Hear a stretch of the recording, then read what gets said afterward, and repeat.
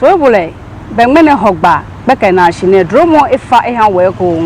ni chio benke ni femo no jino ni he woyo ne ngbeji na o de ade ku kenklemu no ji ake mene bomode no chio benke ya ta sen no mewo shi ma ejira fi oko kenkun se ba mo tututu ni gleba na san gba no ji ake nsumo ma fa onu efufie yi shi mena ba je gba ba chon wo libi ojogba kono agbene ake bo oblanyo lo blayo ni o haw no susu ake enagbene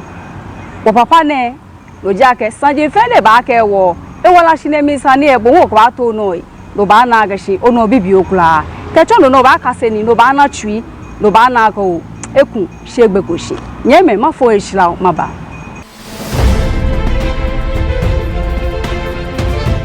Linda enti offer to osi wonko Sami unko ye day papa in a share ye fiti and collar brim. I know by me semi unko. I don't be ko Ghana. Flight be am ko try sister. Ya me ko. What about say that? What's what for plane be a plane no. And in na me nyame an. Asema o kan say am fuck when. You will play, no will play. If it's a plane now ko fu ya na afena. Pilot to fu say for coffee no shege. Na say am yere e wo ye. A me ko to me body. Na me fa koye asundwem boko na de me koduye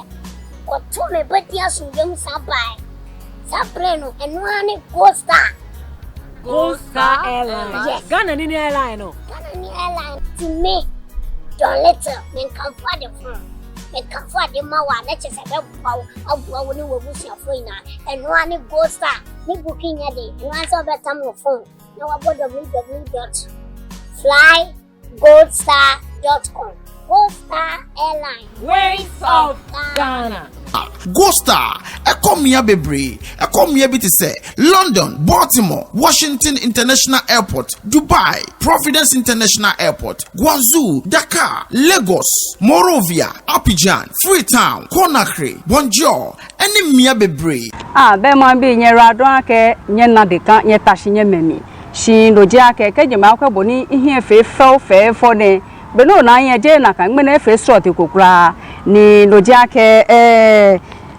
New Looks and Beauty Clinic leji moni mene ehan fe fo gbeke na shi ne na kan no jin tare fe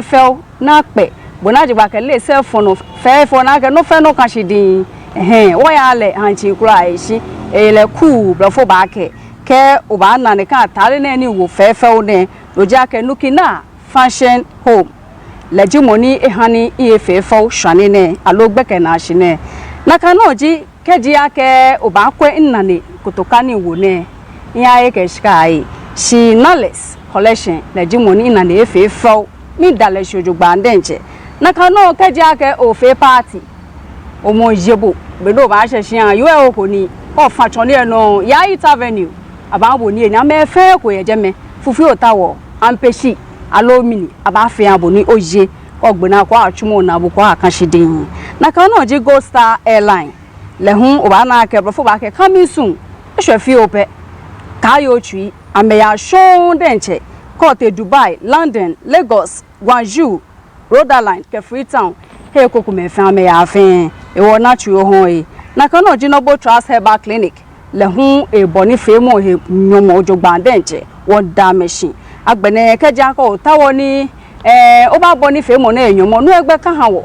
wo gbe wo fijame amofin mo ijake won fo ni mo fe mo ana to ejole ye wala shinemi ni o atwa telephone ibo ene 0244 945835 alo 0241542366 be mo bi no jake to bi ni chon yen kenye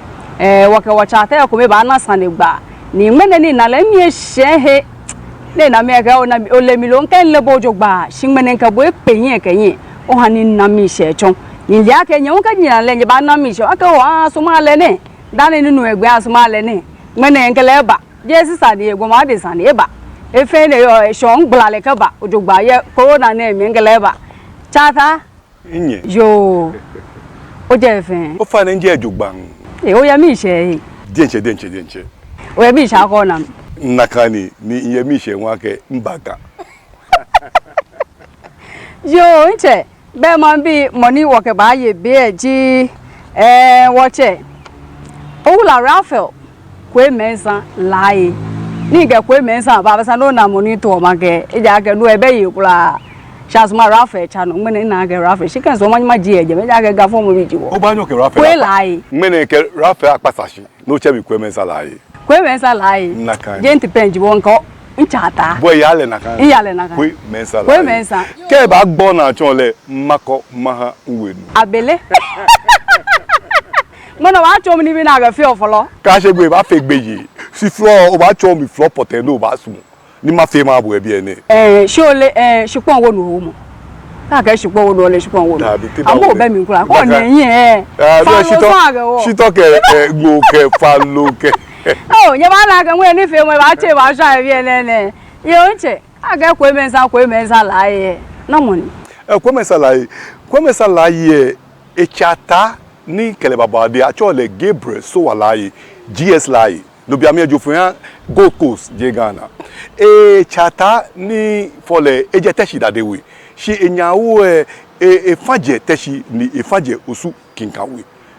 Enyawo egbe ni lehun e baba ade ji mebe kokoi tete. E faje ga atupai ni e fa hunje buko sakumo choshishi. Shi ni ebote gbanshi le konkro mi e chake egbe ni engo mebe kokoi layi efe egbe. Ame fa me beji amro ne shi mi kwanshi wani ntashi kwe mensa layi ne afom yosu osu ari afi nyoman enumo kepa nyomi ne ni afomi inte school ye osu primary boys ni ya channel ye osu personal middle boys boarding no ni afolo chemo ake sale ni de jan shwemi kete West Africa Secondary School no bi ame ka chi wota ase eja ke woye no mano in chance school no ye in fe accountancy training she ake ninke accountancy training pe bo wana ke nke accounting nuchumo inchu accounting nuchumo accountancy nuchumo eni ntuni ye ameji ake last stakeholders Ghana Audit Service inka me shake chuni afi papa enyomo enyoke enumo she Miss Monoli ake nke Ghana Broadcasting Corporation sha no he won men abo like ntuni ye Ghana Broadcasting Corporation ka me ken na ka me toko e jake ni bia me bote mo jole po fan mi ake ye gbomo adesan wala shin le mi aye ni bi enyoko me keji eshe eko ye o wala shin le mi ni sani onye okunkomi ni bi enyo na eji nyumo edrobu talenta ke agbenu no poteni sani ochu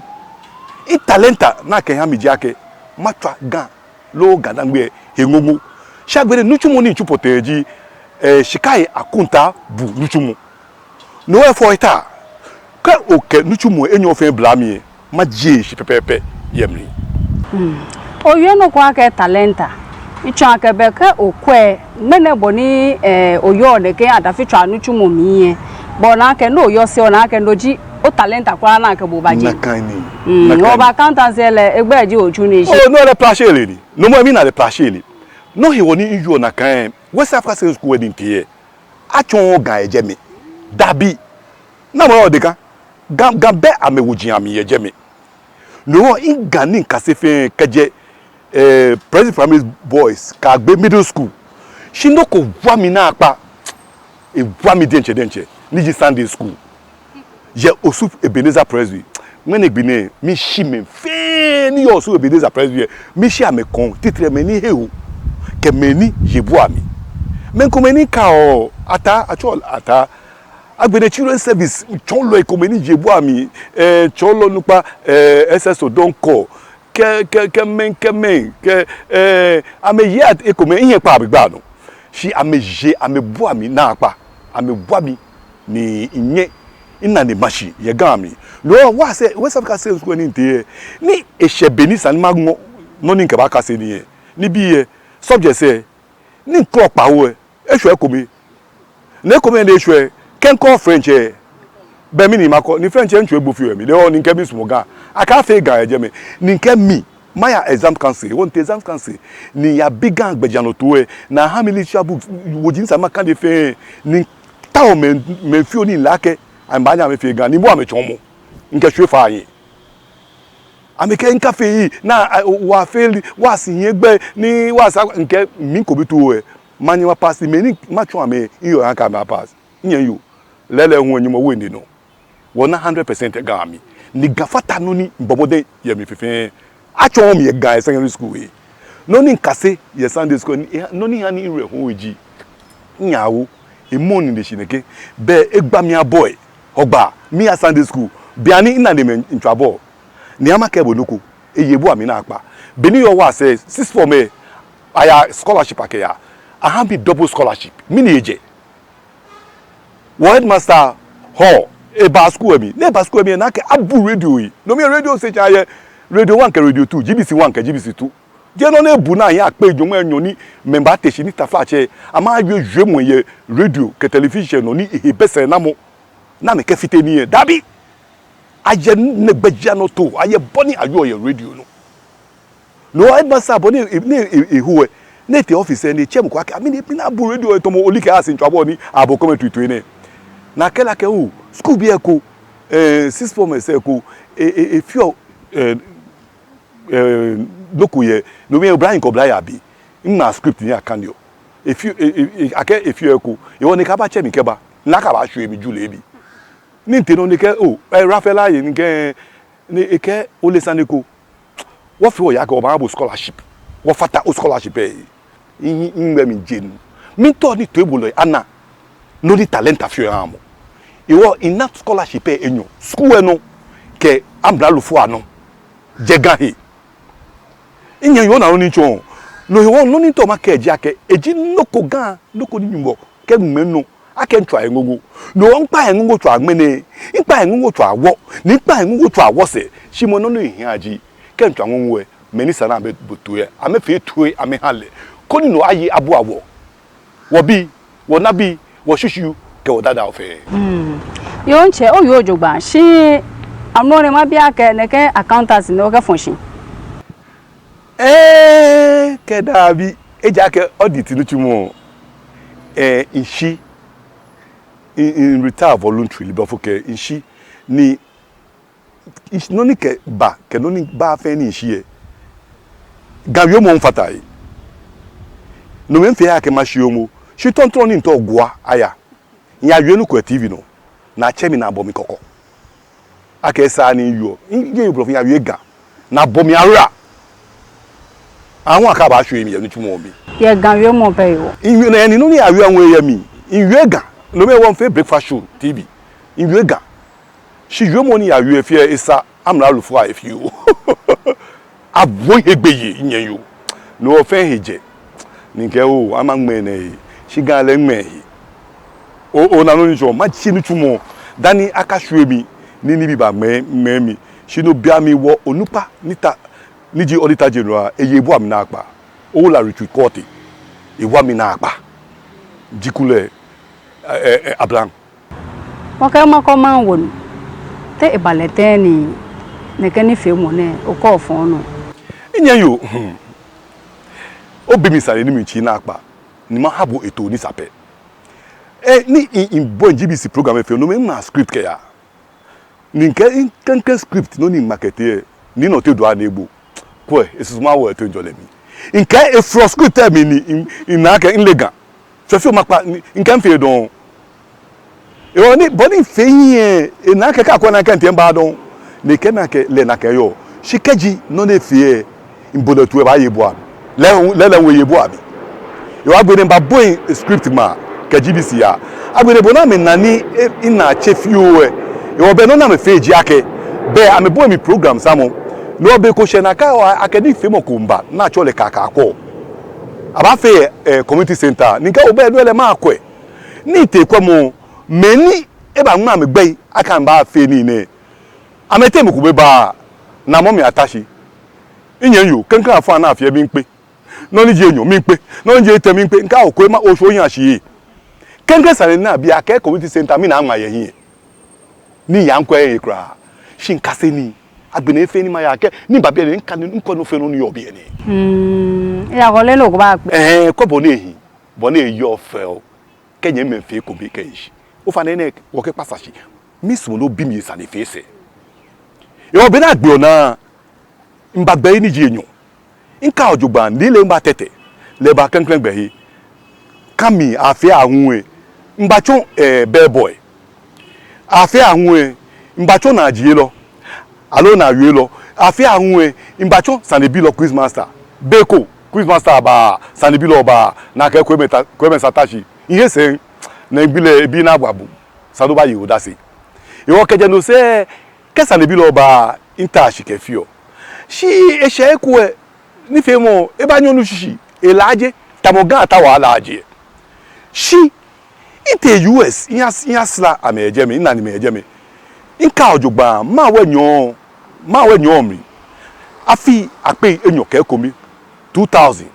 ma we alo July 2001 infagbe ni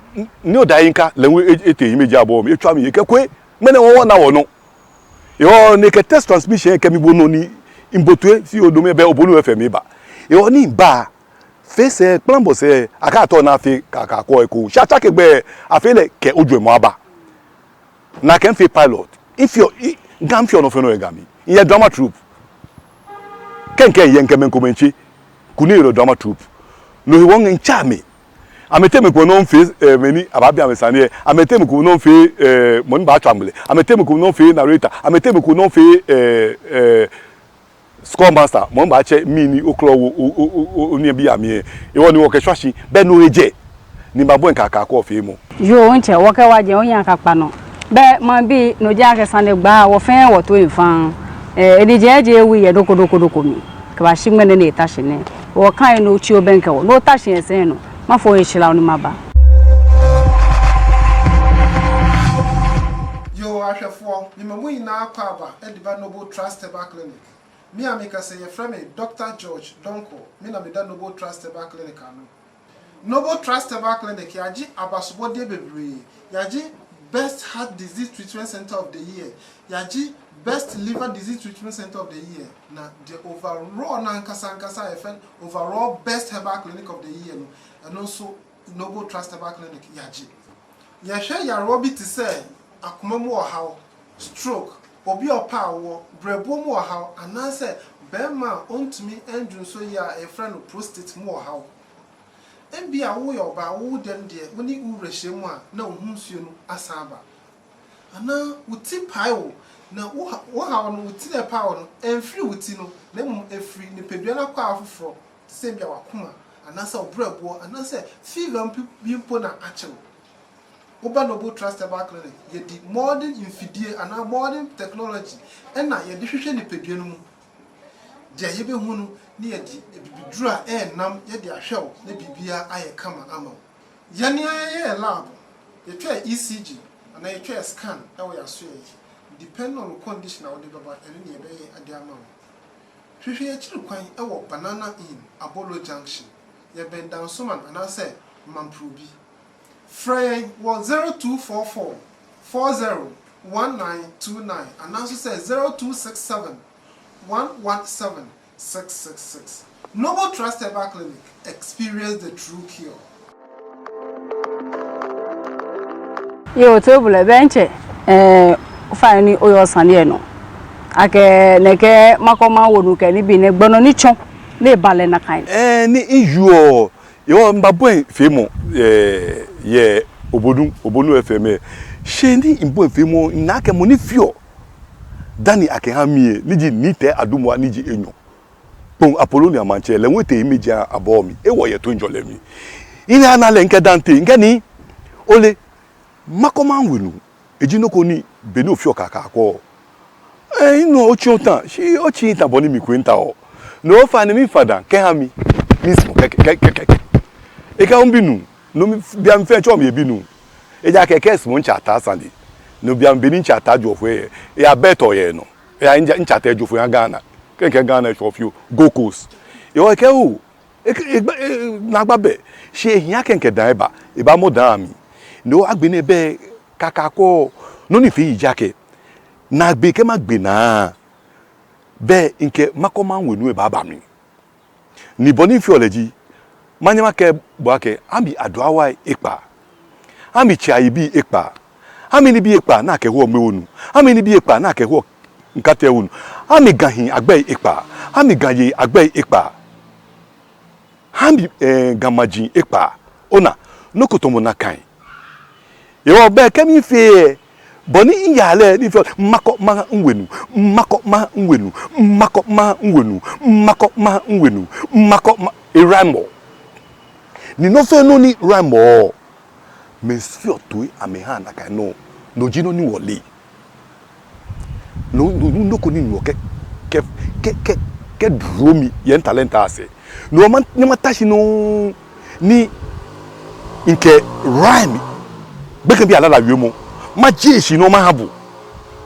no ni nana kan agbene infi okeke mbi no school etem fe pi sha gbene fe inwo nke wo mini poyin cd no koni ekalaji ejake no ni naji ni bi pi ye ni nyumo ke dro gamelo gadam bi shi akeni wo ke dumo woji ahie ewo enme ewo ni mene efe tamono ni wo chomo menkome ta flache ni be hie no kamo shi mi sumo ni mene gbine wo shi tamono emi gamelo gadam bi fa ale ake gbi abo ni wo yo wala mi ni hie no kamo je ha wololo ake game lo gadam bi ye gan we won ko te man so na kishi ebejen gan fo mo bi ke bi ba wi blofo ole saneko no yue ne egba na cho ni ke achita no manyamata air conditioner mi ni la cha mi no ni yo se ji ake wo ke won fe gadangbe shi wo fele kemrinjele nla ke no ni yo ne member fanti ameshimi shi anokwale yue mo e se egbe yi eyue mo egwa shi ke tunjo le yin manyama kebu ni yeno mima ake vo ake gadangbe bi ke oteme oha ahia mben nyoma neun ke fa ka me bi ewiega min kebu amehia tenjenje gawe mo ewa na apa shika me ba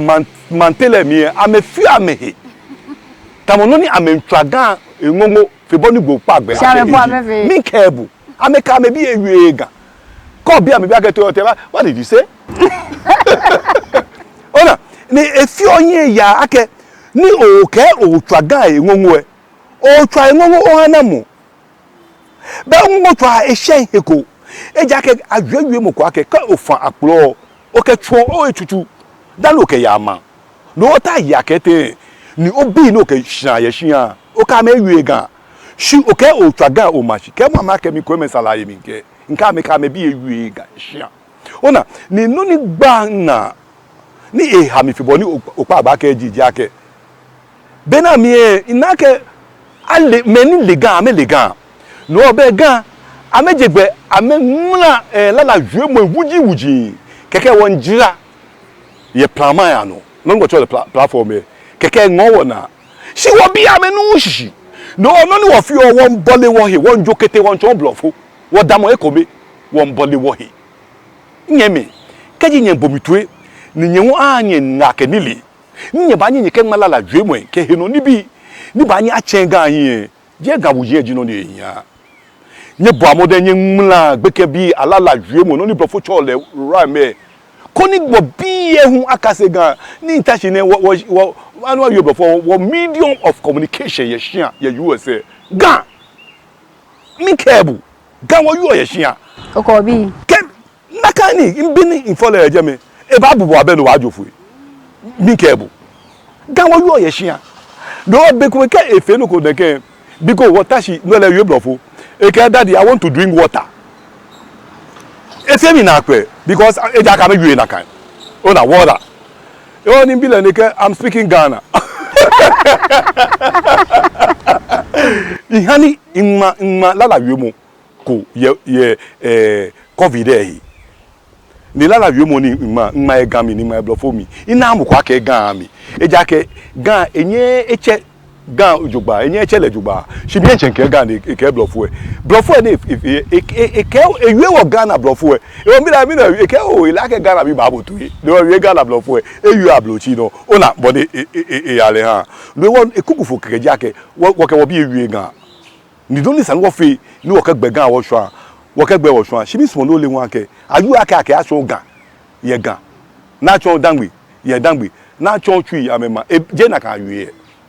ko ba so wa gba mi ma bo e legbe kan ni ke obe ete nwe o wa ni o cha o bre kuku me o wa cha no na kan ni oyi wala don yo to ebule ba mo na fi aka wo be efebe shi ye be kuku o mi o ba cha na ke icho ne re ja ke shi hia ojugban denche ni wo fen wo kase ni bi ane poje manse pe shi Ghana na denche me ka me bi wi oblofo e hia ko kele wi gan be to mo no ko ni mi je na kan ina wa denche ne mobo ke obi egbe school na kele ashon wo shiko je ka moshi be ne ba ewi aigbe ewi etui enu adan enu yo mo ekofen eko ewo be ba sha ba hon wo aba hon wo wa denche neji loko ni wa be mi ni wo gbe wo te wo bi e amba cho mo gbo shiko ne no eyin ona kan lo bo ni gajo te na me pe ne no yo o ma yo mo eje bo fe mo le na kan ko wo fe mo fi ama yin mi ni ebu mi na kan make yo to bole be to ni chon yen ke yen me ni ameye ebu awe ni fe mo na mi ke mo ne han ni hie fe fe ni agbene patale fe fe han mi ina na issue na lo ja ke 4p ne ko to ya wedding no ba ma ekule kwelai na ga shoe no question fe before mama e fatalo yo ke shako yo to bule no ja ke New Looks and Beauty Clinic leji mo ne han ni hie fe fo ni o ba na me la pogas ye Erico shop e ma se tutu egbe ebe yi kra e telephone ibo eji 02422 76348 keji o afe ayinflow lo fe party no fe no fi o lo to na so yan abo e shiko beto e fite no ko no je ba san abo fe fe ojugba denche na kan no ji lukina fashion home le hu teshi tabibiano ye Goshen Madake ekelecha pepepe o ba na amejeme ni le hu e ba pe ni han bo e po ke yan ni fe ko ti e ba pe ke yan ni fa han bo o to pe ko e fatalo be mi ne ye fo mo gbe lo mini o fo ba ke surprise be mi de yin kan no ya pe ko ale ko no ka kile ne ngo shida ha bo ne sumo bo fo ne sumo bo da ne le hu e telephone ibo eji 0543 204263 na kan no ji Eat Avenue le hu ame Teshi Bush Road there ye Rasta Obana Filling Station ni o ye je ntutuntu e telephone boy eji 02466 59659 na kan no ji na less collection le ji money e hamishu fefel ni efefo gbeke na shine e telephone ibo eji 0244531884 na kan ji Go Star Air le hu amehun amebo ni fe mo onyumo wa de nche won da chata shi ye modern ni eboy hawo eke enefe na agbeshi wo hi oyake ibi papa ba nyese bona fe no na ke chio benke ni fe mo wo hwe ye bia shi won chose ma bi ko blind bona fe ni mini ehiabo le hu ame telephone ibo 0303933273 alo 0303933274 agbene Noble Trust Herbal Clinic Dr. George Donko leji money yo nuchumo here leji onupa ye jema me banana in ya bolo junction 0267117666 ame telephone boy jino na kan no ko to ni oboni fe mo na enyomo na to twie no to ni wo fo gan na agbene ni bi no na wala shin mo susu ake be no ka mo fe tan ni ona omobo no to ba boni fe mo na enyomo no egbe kan ha boyi no ba nyo twa we telephone ibo na no 0244 945835 alo 0241542366 be to ebole mi mo ni yo ni fe mo yo cha meji na o de aden ku kenkle mo nye me ni yebu ami echonji an ke shida kule jinye no yo be ma bi no jake wo ga mi ni fufu egbe nko ande nche ni ege ngo ashiego ege wo nwaye ewo nkenye ba bi edan shiko me gwen ke mi ni nyera don ke wo trebo chi obenke no ba na ke mi ni o ba no sane e chaba twa no manya ba